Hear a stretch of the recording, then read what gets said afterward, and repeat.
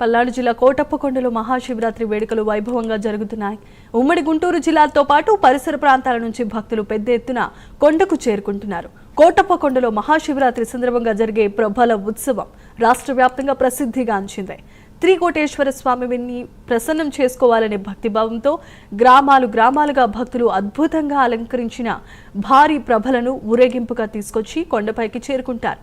మహాశివరాత్రి ప్రభల ఉత్సవాలపై మరింత సమాచారం కోటప్పకొండ నుండి మా ప్రతినిధి రవికృష్ణ అందిస్తారు. కోటప్పకొండలో అత్యంత ఘనంగా జరుగుతూ ఉన్నాయి.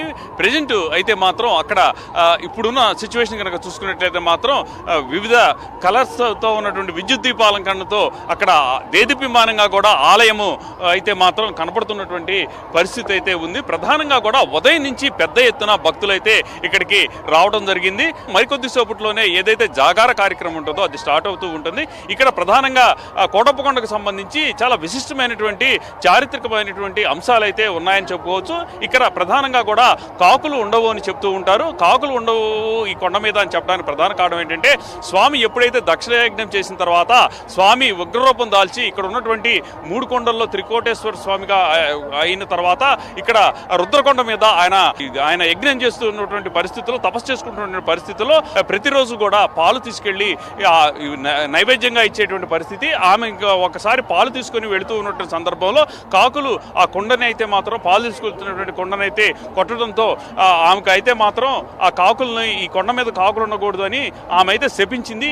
తాను ఈ విధంగా శపించినట్టు స్వామివారికి చెప్పినటువంటి పరిస్థితుల్లో స్వామి అది తప్పకుండా జరుగుతుంది తదాస్తు అని అనటం జరిగింది. అందువల్ల ఇక్కడైతే మాత్రం కొండ మీద అయితే మాత్రం కాకులు ఉండవు. అదేవిధంగా కూడా ఇక్కడ మేధో దక్షిణామూర్తి అని అంటూ ఉంటారు ఇక్కడ స్వామిని. అంటే అన్ని చోట్ల కూడా శివాలయాల్లో అయితే మాత్రం ప్రధానంగా ఏదైతే ఈ శివరాత్రికి సంబంధించినటువంటి రోజుల్లో మాత్రం పార్వతీ కళ్యాణం జరుగుతూ ఉంటుంది. కానీ ఇక్కడ కళ్యాణం అయితే చేయరు. ఇక్కడ ఉన్నటువంటి విశిష్టత అది.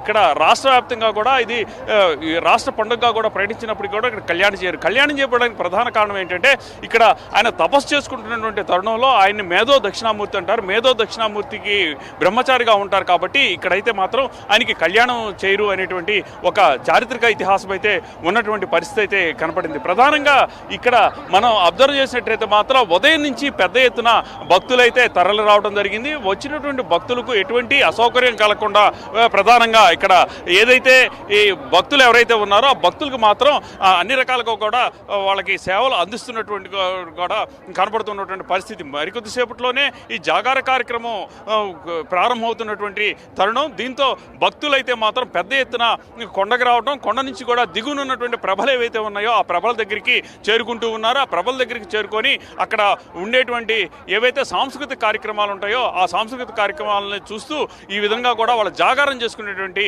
పరిస్థితి అయితే ఉంటుంది. కెమెరా పర్సన్ లక్ష్మణ్తో రవికృష్ణ, ప్రైమ్ న్యూస్, కోటప్పకొండ నుంచి.